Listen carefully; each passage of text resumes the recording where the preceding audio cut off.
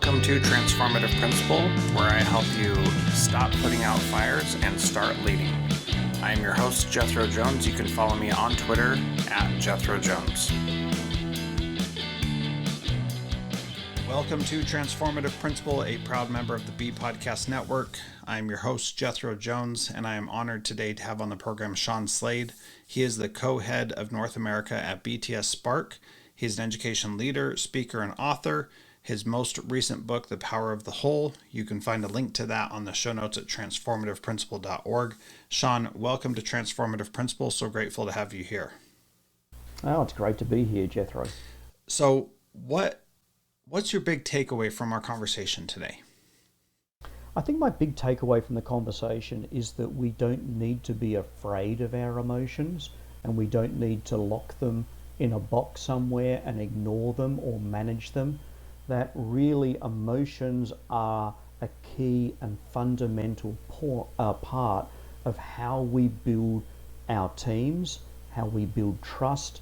And if we're clever about our emotions, we can really utilize them to be the best leaders we can be and build very effective functioning teams.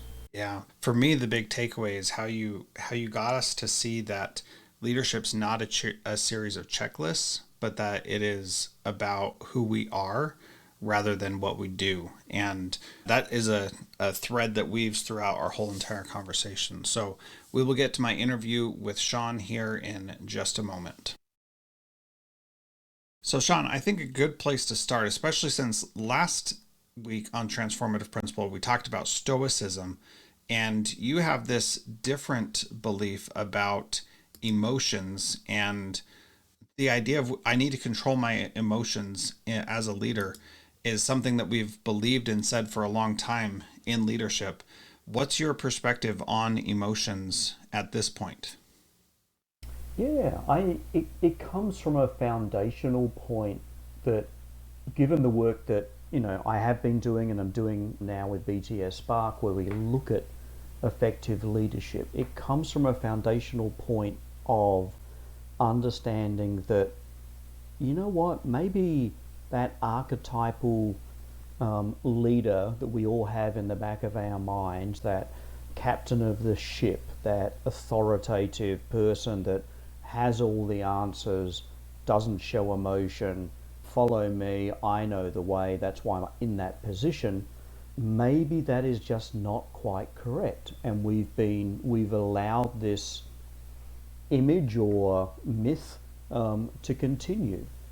So when we looked at, let me go back one step. You had Alyssa Gallagher on recently, our co-head, and I believe talking about the book Messy Leadership. That's right, yeah.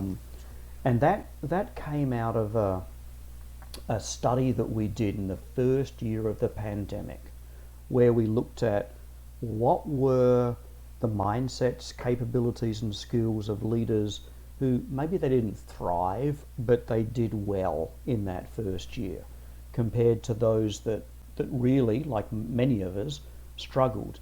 And what we found out was that the leaders who were able to make that personal connection, build relationships, show vulnerability, admit uncertainty, almost that leader that was not the sage on the stage but the guide on the side, those leaders actually did reasonably well.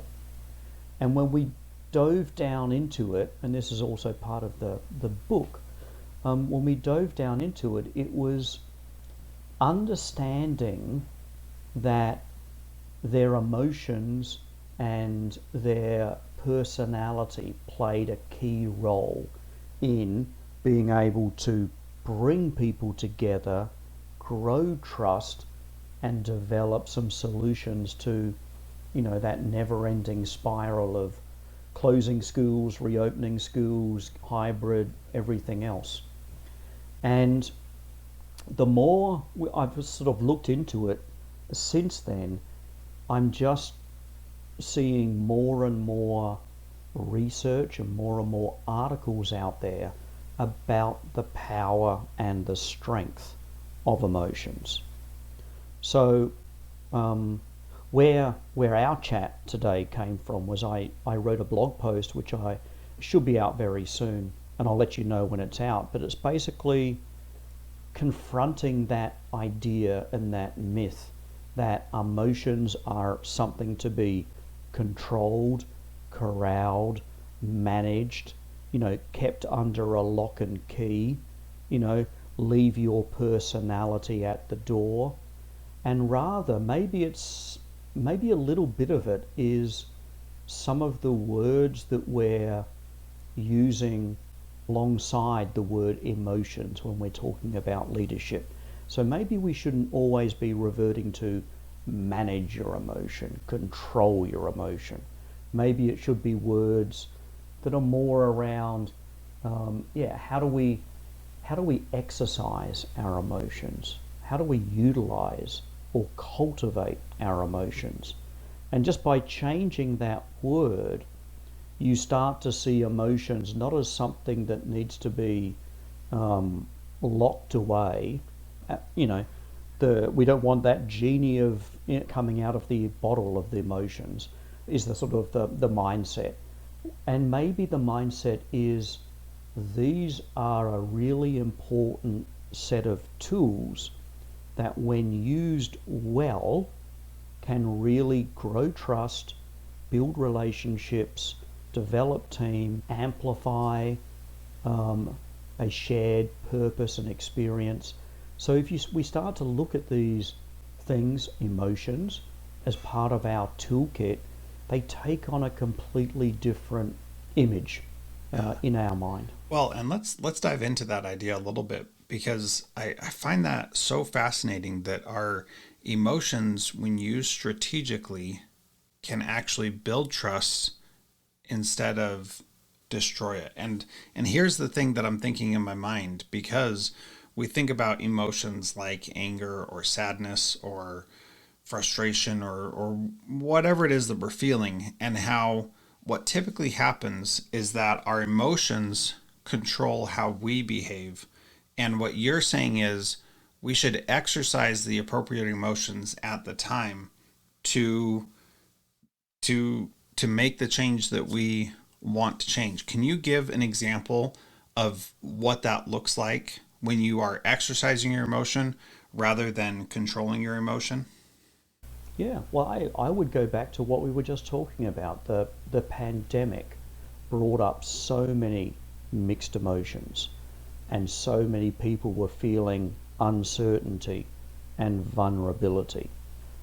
Those that were able to actually utilize that vulnerability and uncertainty, that actually began to form and grow relationships with other leaders.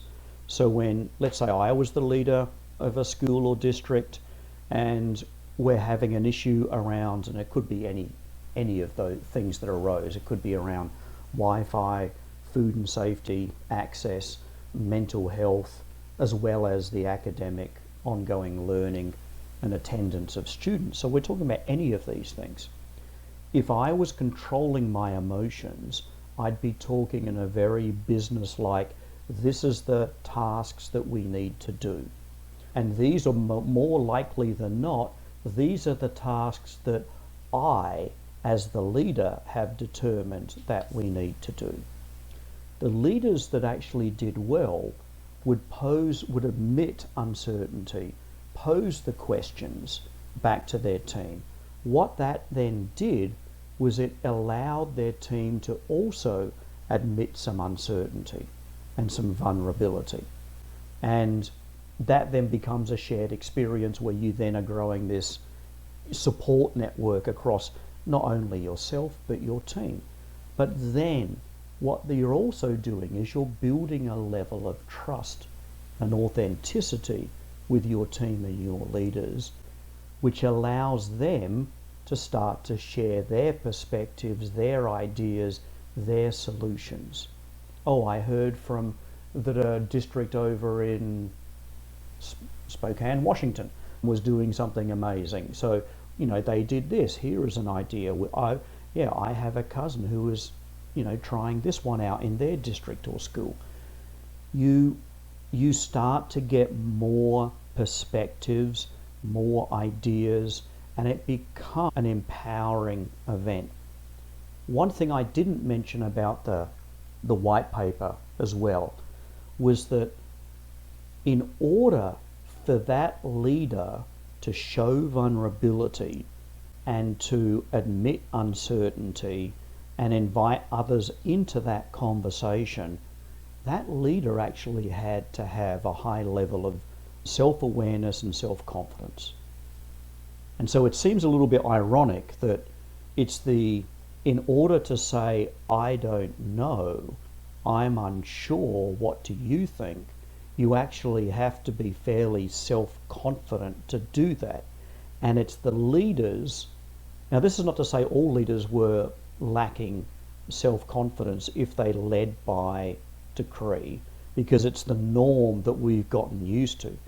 But it was rarely the leaders that lacked self-confidence that would invite others in. It was often the other way around. Yeah. So it's and when you look at it, there are so many things that we're trying to do in our schools, in our communities, with our teams that actually start from that basis of growing and developing trust. You want to know who your team is. You want to know what their passion is. You want to get their ideas and thoughts.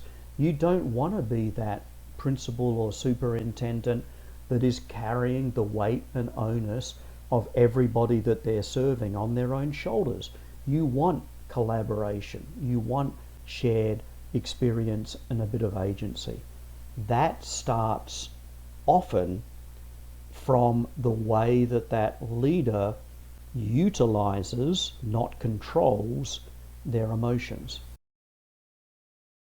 Well, and I think the thing that's so valuable there is that when you're utilizing your emotions, especially in these difficult situations, you are building that trust, you're helping others, but then you're also revealing what's important to you and what's valuable to you. So, I was talking to a principal last night, and he's at the point where he has to non-renew certain teachers, and some because budgets are tight and we gotta cut down on enrollment is down. We gotta relieve you because you're not, we just don't have the funding.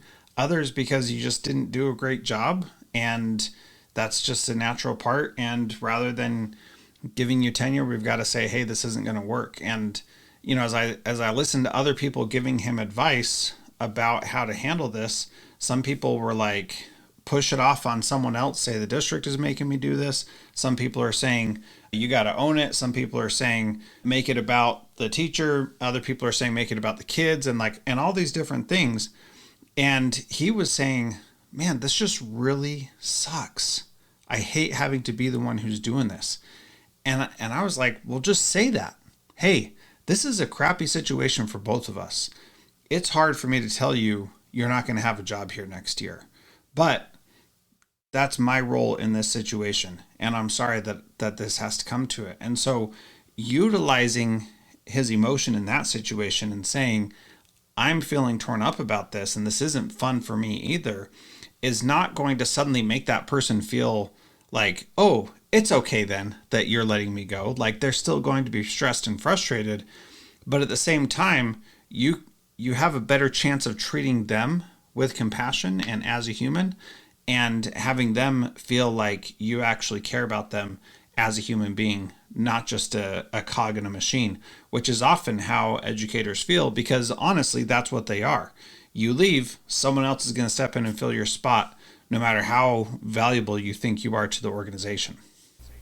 Yeah, everybody wants to feel like they matter and that they belong. Why are staff leaving? They're leaving very often because either it's some of the outside stresses that are coming into schools, or it's the fact that they, like you were saying, are seen as this cog in the machine.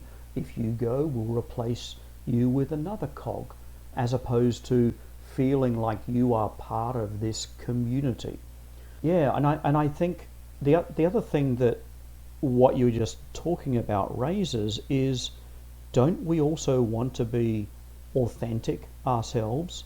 And so if we need to have a difficult conversation with somebody, and nobody enjoys those conversations, don't we want to be honest and authentic? And don't we, not only does the person hearing it probably appreciate authenticity and honesty, they would certainly not appreciate if they find out later that what you were saying, oh, it's the budget, or somebody else made this decision, or something else.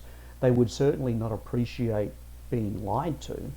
But don't we as leaders want to live our values? And if we want schools and communities and the students that we're serving and the families, we want to be authentic. We want to be honest. And so I just think it's the right thing, not only for the person hearing that conversation, it's the right thing for us. The other thing that, and I'm going to take this a little bit off kilter, so you can stop me if need be.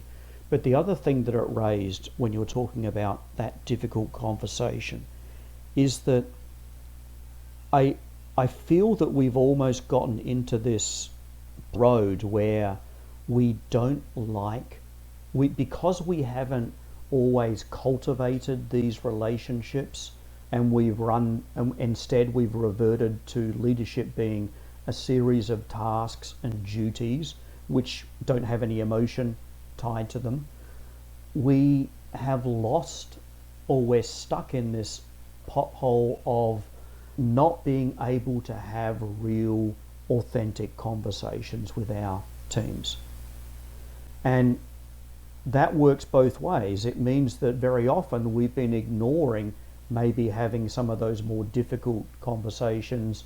Yeah, we didn't hit these benchmarks, or this didn't, work the way that I wanted to, or, we were trying to really increase either student academic growth or attendance or something else, and we didn't quite get there. What was the reason? We've avoided some of those conversations, and instead we've tried to make everybody feel happy on a very surface level, veneer happy. And to be honest, that's not a real relationship. That's a sugar induced frosting on the top of a cupcake kind of relationship, where everyone feels good in the short term, but there's no real long lasting value. You would want to, if you are focusing more on utilizing emotions, building relationships, really connecting on a human level with people that you work with, then hopefully some of those conversations of that person maybe not achieving, here are some ideas, maybe, all right, things still we're not achieving, then those conversations have taken place over the year or over, the last quarter or two. And it also then means that you've tried things. They can see that you've tried to make things work. You can see whether they have or haven't tried to really move things. And this conversation, which may feel very difficult because we haven't had things to lead up, feels a lot more stressful than it should be. If we have built that relationship, even when you're having to let people go, that last conversation is actually like I know we've both come to this point. Yeah. It's not working out. And so it also then therefore becomes a lot less stressful. Yeah, totally. And I think the thing that you're getting at that I want to highlight briefly is the idea of knowing how to have some of those difficult conversations and how to set them up for success. I have a download on my website called communication cards that are basically conversation starters that you and here's the key. You tell people how you're going to react when they give you a specific card, and then you be so diligent in reacting that way that they know what they're going to expect. So many times teachers and leaders are they're butting heads because the teachers don't know how the leader is going to react. And so they don't know if the principal is going to control or exercise his emotions that day. And so by having the communication cards, they help you exercise your emotions appropriately so that you know and they know exactly how you're going to act. That builds trust. It helps people know what to expect and makes it so much easier for you to have these difficult conversations because it's not the end of the world when you do need to have hard conversations. Exactly, yeah. We do something similar with our coaches as well, where we have people going through coaching and they start to reflect on what are those triggers, and the word trigger means something small, something sometimes insignificant that has a big chain reaction and then can cause some damage. So these things are not, most triggers are another phone call or a terse response or an email which was read or written, the wrong way. They're not big things. And so our coaches work with leaders and they start to work out, all right, what's the trigger? And then you start to explain what's putting you in the box, which basically is closing you off and your emotions are taking over. Now, I'm not saying as well that all emotions are good. There are times and places for the right emotions, but what I am saying in this article is understanding your emotions, understanding what emotions can be used positively in this situation, what emotions are actually going to restrict you in building that relationship is key. And so when you're in that box, when you're triggered, let's say when anger or frustration or annoyance has taken over, understanding also what's happening in your brain, what the body's reaction is, and understanding how this might be an emotive reaction to something, and this is how you can now move it to something different and utilize a different tool to actually get you out of that box and have a real conversation.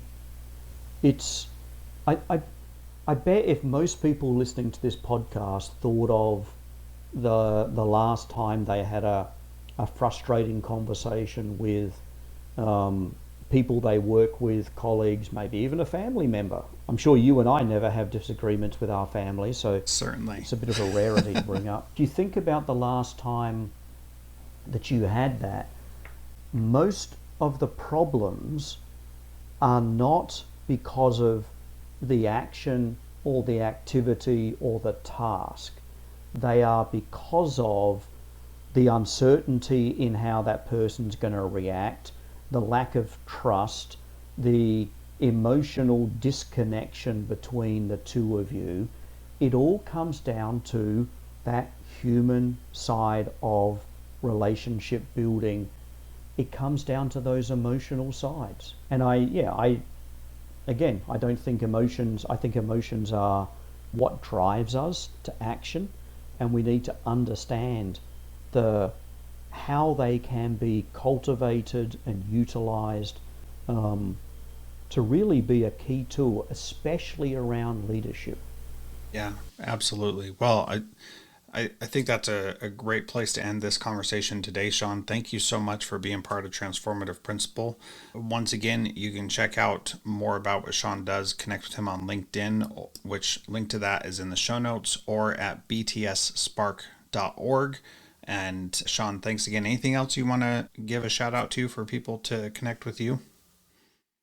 No, I think, go to btsspark.org. You can find our details there. Yeah, and the only parting point I would say is we're just seeing more and more, and I think understanding more and more how leadership is not a checklist of duties and tasks, but leadership, if we expect our teachers to be great at pedagogy and teaching, we should be expecting our leaders to be great at leadership. And really utilizing your emotions is a key fundamental part of that. Yeah, so powerful. Sean, thanks so much for being part of Transformative Principal. I appreciate you. No, it's been a pleasure.